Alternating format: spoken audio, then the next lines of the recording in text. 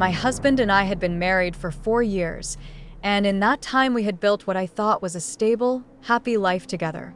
We had two beautiful daughters. Our older one was 2.5, full of energy and mischief, while our youngest was only 3 months old, delicate, soft, and still needing me almost constantly. Motherhood had changed me in so many ways, but if there was one thing I felt strongly about, it was breastfeeding. It had become not only a routine but a bond, a rhythm of connection that soothed both me and my children. I had breastfed our older daughter, and now I was doing the same for our youngest. It wasn't always easy, but it felt right. I knew some people struggled with it, but for me, it had always been something natural, grounding, and strangely comforting. That afternoon the sun was shining, and it seemed like a perfect day to go out as a family. We walked together through the park, our older daughter skipping around and laughing, our baby cradled in my arms. It was one of those rare calm days where everything felt like it was going right. I remember the smell of fresh grass, the faint sounds of other families, and the laughter that drifted through the warm air. But then the baby started fussing. It began with small whimpers and quickly escalated to impatient cries. I had heard them countless times before, and I knew what she needed. So I sat down on a bench, positioned myself comfortably, and began to feed her. To me, it was the most natural thing in the world. We live in a place where breastfeeding in public is considered normal, something every day, not scandalous, not hidden. I didn't feel shame. I felt relief, knowing that she would calm down soon. I was focused on her tiny hands clutching at my shirt, the way her eyes fluttered shut once she latched, the rhythm of her breath as she fed. But when I looked up, I noticed my husband staring at me in a way that made my stomach twist. It wasn't his usual soft gaze, not the proud look of a father watching his wife nurture their child. It was something else, something sharp, almost disapproving. I didn't say anything in that moment, though. The baby was calm, our older daughter was busy playing nearby, and I thought maybe I was imagining it. So, I pushed it aside. Later, when we got home, I asked him about it. We were in the kitchen, the baby tucked against my shoulder, and our toddler playing with blocks on the floor.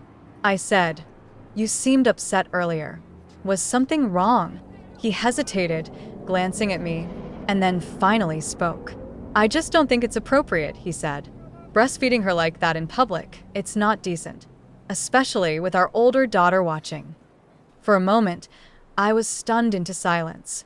I thought I had misheard him.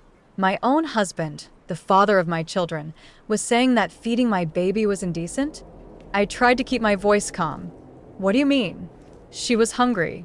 That's what I do. I feed her. And besides, everyone here knows it's normal." But he shook his head, firm in his disapproval. "You're setting a bad example for our older daughter. She's at that age where she's beginning to understand things. I don't think it's right for her to see that." His words hit me like a slap. I looked down at our toddler, who had seen me breastfeed countless times, who often brought me water when I sat with the baby, who sometimes patted her sister's head and whispered, "Drink, baby." To her, it wasn't shameful or strange, it was life. And here was my husband telling me that I was somehow corrupting her by showing her love in its simplest form. I told him, "She doesn't think it's strange. She's 2. She doesn't even like wearing clothes half the time. Do you really think she's thinking about decency?" But he didn't back down. He crossed his arms and said, "I don't want you normalizing this. You can feed the baby at home, in private." Something inside me broke a little at that moment. I wanted to yell at him, to ask how he could be so blind. Instead, I took a deep breath and said, "So, what was I supposed to do today? Let her scream and cry in the middle of the park, disturbing everyone around us, just because you think it's inappropriate?" He didn't answer right away. His jaw tightened, and I could see the annoyance in his eyes. Finally, he muttered, "It would have been better than that." I couldn't believe what I was hearing. Better than feeding our baby? Better than soothing her in the way only I could? The silence between us grew heavy, and I felt anger rising inside me. I had always believed that parenting was something we shared, something built on mutual respect. But in that moment, it felt like a chasm had opened up between us. I turned away, clutching the baby closer, feeling protective and defiant at the same time. If feeding my child in the most natural way possible made me indecent in his eyes, then what did that mean about us? What did that mean about the kind of example he wanted me to set for our daughters? That night, I lay awake replaying the conversation over and over. I thought about how my toddler had watched me nurse her baby sister at home so many times, how she sometimes climbed onto the couch beside me and rested her head on my shoulder. She had never looked confused or ashamed. To her, it was love. It was comfort. And now, my husband wanted me to hide that from her, as if nurturing was something to be embarrassed about. The baby stirred in her bassinet, and I picked her up, letting her latch as the quiet house surrounded us. In that soft, intimate moment, I felt something powerful. Certainty. I wasn't doing anything wrong. I wasn't corrupting my daughters or teaching them indecency. I was feeding my child. I was teaching them care, patience, and love. And if my husband couldn't see that, then we had a deeper problem than just a disagreement in the park. The morning after our argument, the house felt strangely heavy. It wasn't the usual kind of chaos with toys scattered across the living room or our toddler humming loudly while building towers with her blocks. This was different. It was silence that felt stretched like a string pulled too tight. I moved quietly through the kitchen, making breakfast, but I could feel his presence like a shadow behind me. He came in, poured himself coffee, and sat at the table without saying a word. Our toddler rushed in with her little bare feet pattering against the floor, climbing onto her chair. She shouted, "Pancakes, Mama," with her usual morning enthusiasm, completely unaware of the storm brewing between us. I smilede her. Grætsvild for her, Innocence. But when I glanced at him, he wasn't smiling. He was staring at his phone, jaw clenched, not even acknowledging her. The silence stretched again, and finally I said, "Are we really not going to talk about it?" His eyes flicked up at me, cold for a second, then back to the screen. "There's nothing to talk about," he said flatly. "There is," I shot back. "You think I did something wrong yesterday? You think I'm setting a bad example for our daughter just by feeding our baby?" Our toddler banged her spoon against the table, shouting, "Eat, eat," and I quickly placed a pancake in front of her, trying to shield her from the tension.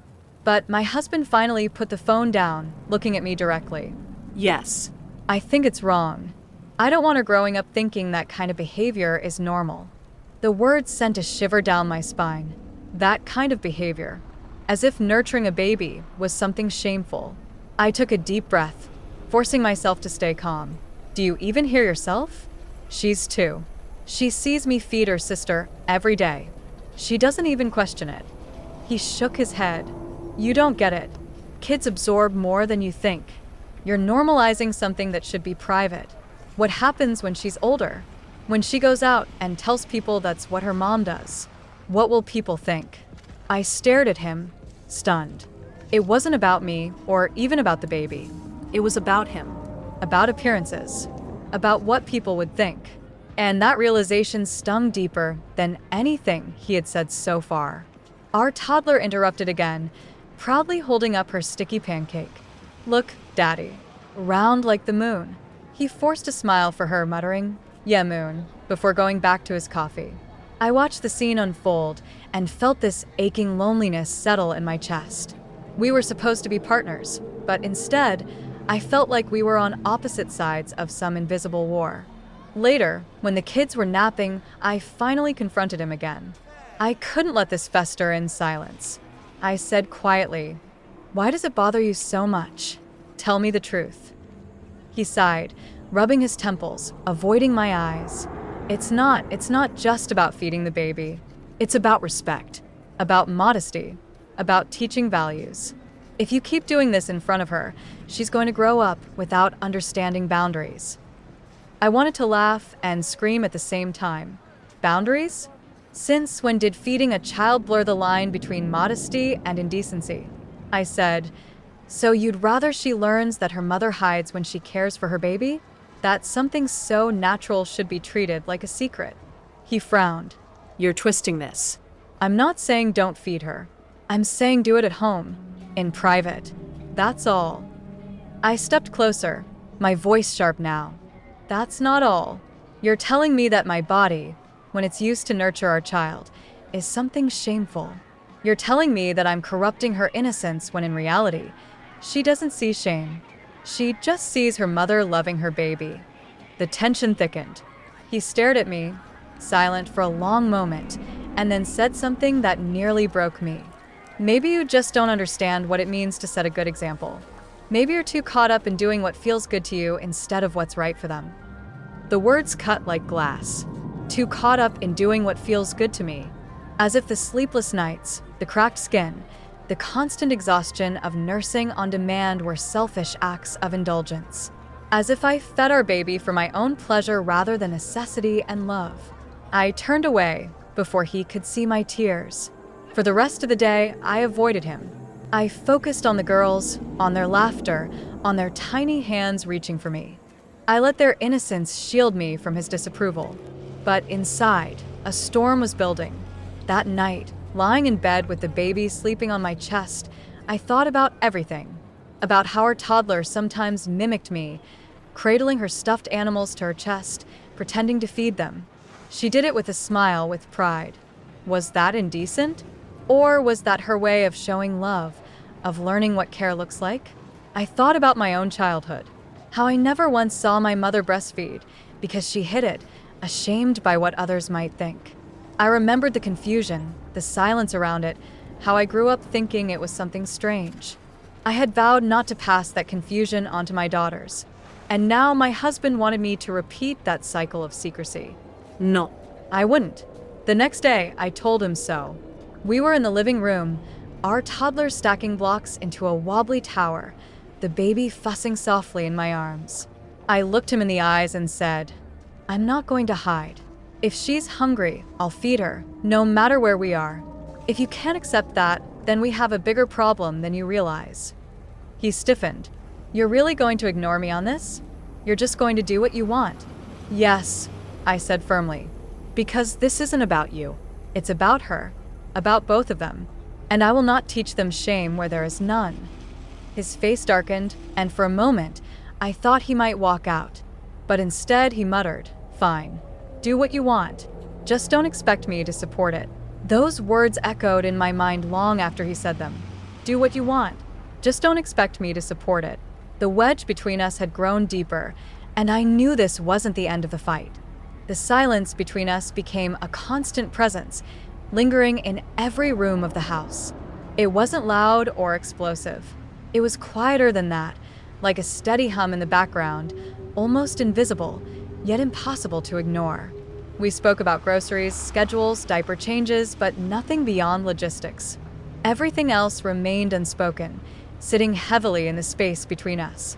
At night, I lay awake with the baby nestled against me, her tiny breaths rising and falling in rhythm. I stared at the ceiling, feeling the weight of decisions pressing down on me.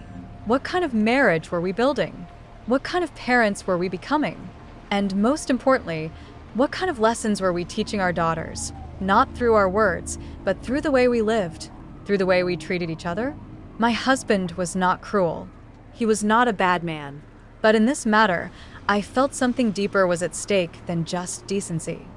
This was about control, about who gets to decide what is right, what is normal, what is allowed.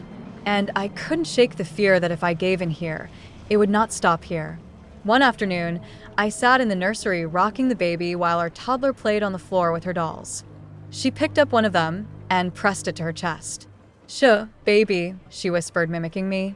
She patted the doll's back, then looked up at me with wide eyes. "Mama, baby hungry?" My heart swelled. "Yes, sweetheart," I said softly. "She's hungry. Mama feeds her." My toddler nodded seriously and held the doll closer, as if she understood. There was nothing indecent about it. There was only love. Later that evening, when my husband came home from work, I tried again. I couldn't let this fester forever. "Can we talk?" I asked quietly, once the girls were in bed. He hesitated, then sat down on the couch across from me. His posture was stiff, arms crossed tightly. It felt less like a conversation and more like a negotiation. I took a deep breath. "I need you to understand something. Breastfeeding isn't about me. It isn't about modesty or shame. It's about survival for her. It's about connection. It's about health. When you call it indecent, when you say I'm setting a bad example, you're not just criticizing me. You're criticizing motherhood itself. You're criticizing what our daughters see as love. He shifted uncomfortably, but didn't speak. I pressed on. Do you know what our older daughter did today? She fed her doll. She cradled it. She soothed it. She copied me. That's what she sees when I breastfeed. Care, tenderness, protection. Not indecency. His jaw tightened. You're romanticizing it. That's not what I see. Then maybe, I said slowly, my voice shaking, the problem isn't with me. Maybe it's with what you've been taught to see. He looked at me sharply, as if I had crossed a line. Maybe I had, but I couldn't stop now. This isn't just about feeding. It's about the kind of family we want. Do we raise our girls to be ashamed of their bodies, to hide themselves even in the most natural acts? Or do we raise them to see love where it exists, without twisting it into something dirty? For the first time, his face softened. There was a flicker of doubt, maybe even pain. But then he shook his head. I don't want them confused.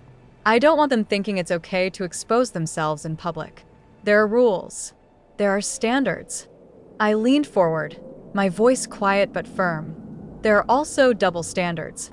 Men take their shirts off at the beach, on the street, even at home without a second thought. But when a woman uses her body to nurture, suddenly it's indecent. Do you hear how wrong that is? The silence stretched again. Finally, he whispered, I don't know how to change how I feel. And that was the truth, wasn't it? It wasn't logic. It wasn't culture. It wasn't even morality. It was a feeling, a discomfort he couldn't explain, a reflex shaped by years of conditioning. And feelings don't change overnight. But still, I couldn't surrender to them.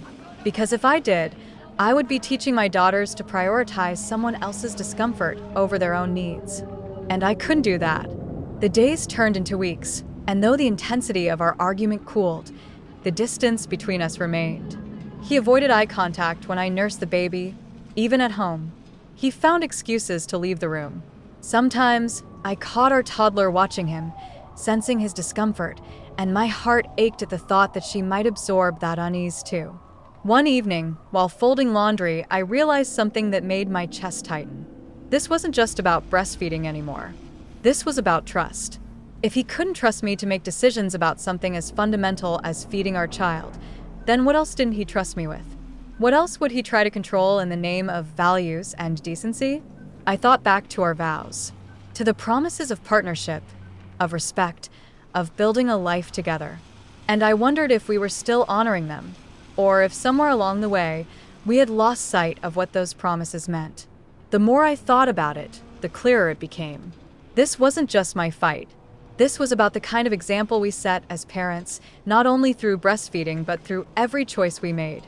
Our daughters were watching. They were listening.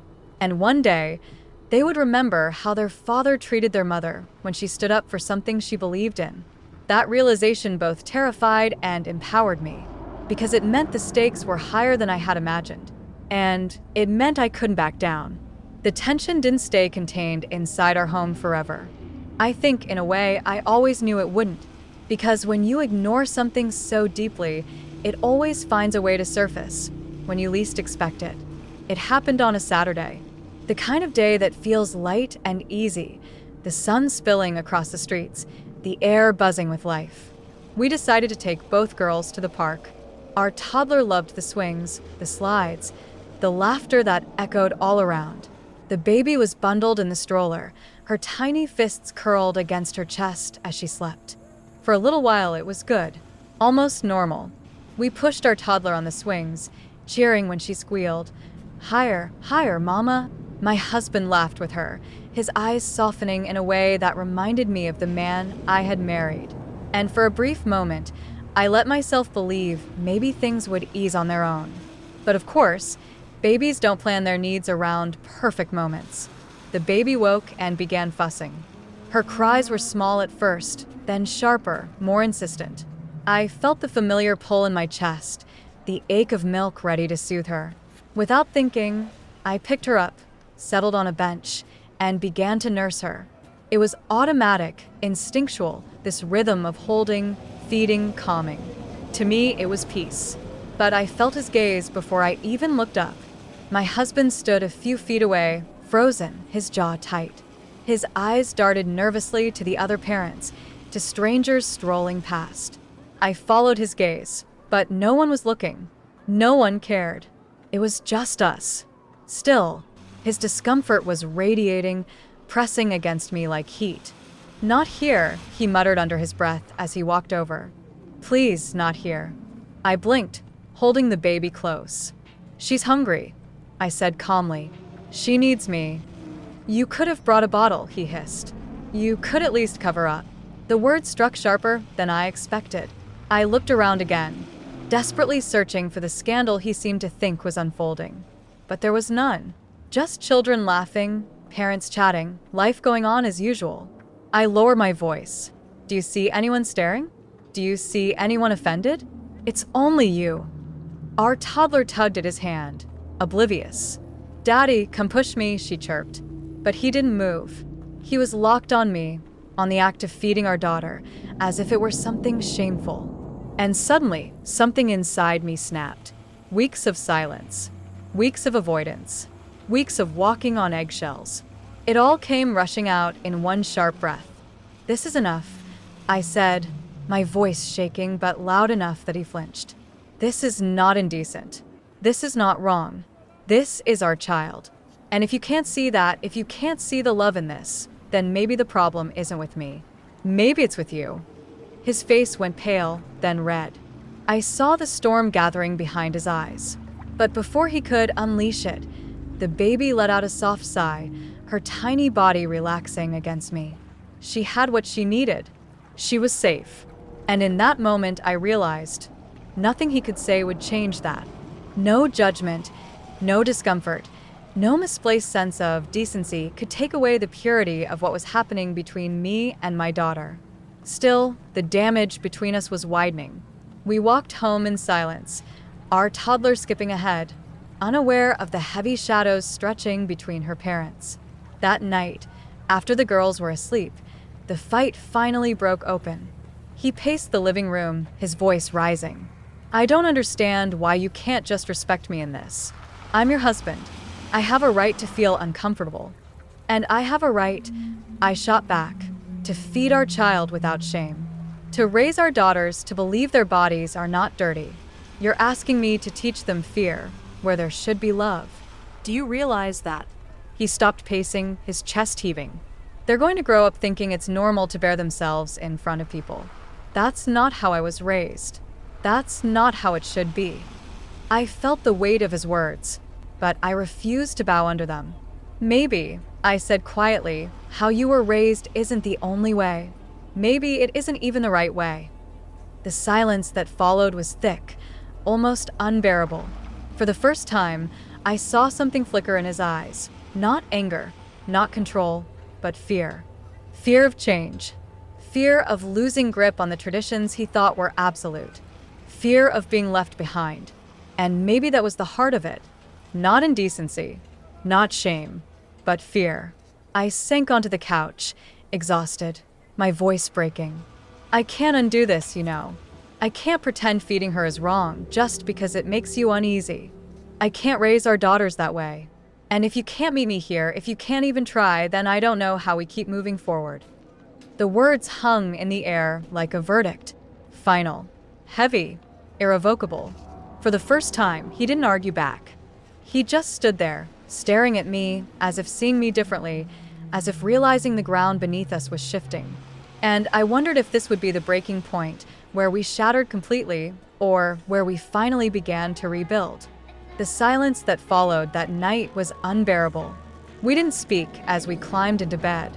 We lay side by side, yet oceans apart, our breaths uneven, our thoughts louder than any words we could have spoken.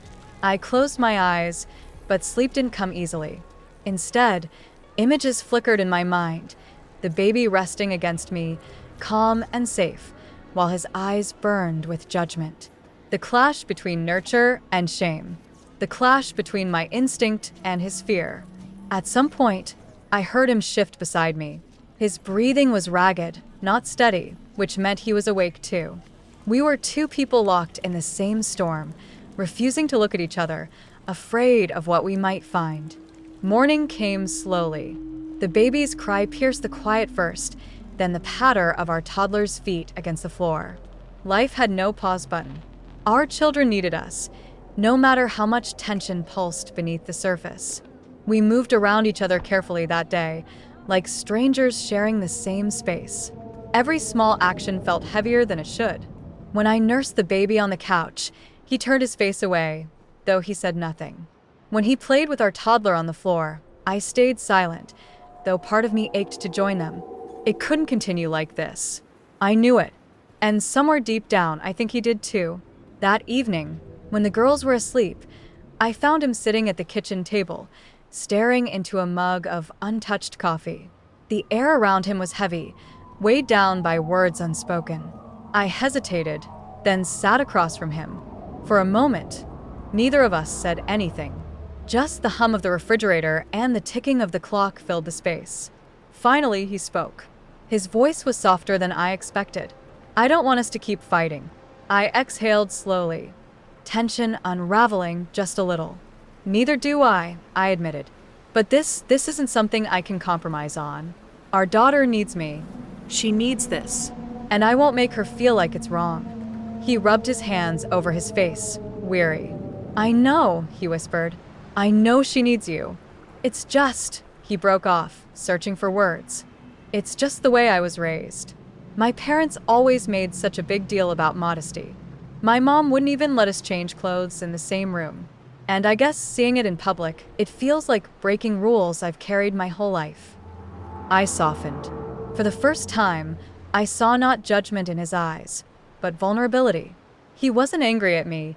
He was afraid of the weight of his upbringing, of stepping outside the lines drawn for him long ago. I reached across the table, touching his hand lightly. "You're not your parents," I said gently. "And our daughters don't need to inherit those rules if they don't serve them. They deserve to grow up knowing their bodies aren't shameful. They deserve to see love, not fear." His hand trembled under mine. "I don't want them to think I'm against them," he admitted. "I don't want them to think I'm against you. I just don't know how to unlearn it." And there it was, the heart of it. Not defiance, not control, but confusion. The fear of letting go of something ingrained for decades. I squeezed his hand. "Then let's learn together," I said. "We can make our own way, our own rules. Not theirs, ours." His eyes glistened, and for a moment, the walls he had built began to crumble. "Do you really think they'll understand? Our daughters? When they're older?" I smiled faintly. "They'll understand love. They'll understand care. And if we raise them with honesty, they'll understand respect, too." The silence that followed wasn't heavy this time. It was fragile, tentative, like the first fragile thread of connection woven after a storm. He nodded slowly, as if giving himself permission to step into this new space. "I'll try," he whispered. "I can't promise it will be easy, but I'll try." Tears pricked my eyes, relief flooding through me. That was all I needed. Not perfection, not instant change, but willingness. Willingness to grow, to stand beside me instead of against me. I stood and moved around the table, sinking into his arms. For a long moment, we held each other, the weight of weeks of conflict slowly lifting. It wasn't a perfect solution. It wasn't a magic fix, but it was a beginning. The days that followed were different. Not effortless, but different. When the baby fussed in public, he no longer flinched as sharply. Sometimes he looked away, but other times he stayed beside me, steady, as if reminding himself this was safe. One afternoon, as I nursed the baby in the park again, our toddler toddled over and patted her sister's head. "Baby's eating," she announced proudly to her father. And I watched his face soften, watched him kneel beside her and say gently, "Yes, baby's eating." It was small, but it was everything. Weeks later, we found ourselves back at the same kitchen table, late at night. This time, there was no silence, no weight pressing us apart. Instead, there was conversation. He admitted how hard it was to push against the lessons ingrained in him. I admitted how lonely it had felt, carrying the burden of his disapproval. We promised each other to keep talking, to keep listening, to keep trying. Not for the sake of avoiding fights, but for the sake of building something stronger, for us and for our daughters. Looking back now, I don't think of that fight as the end. I think of it as the turning point. The night we stopped pretending everything was fine and started doing the hard work of making it better. Because love isn't about never clashing. It isn't about perfect harmony every day. It's about choosing again and again to bridge the gap, to learn, To grow. to forgive. And in that choice, in that imperfect, messy, human choice, we found our way back to each other.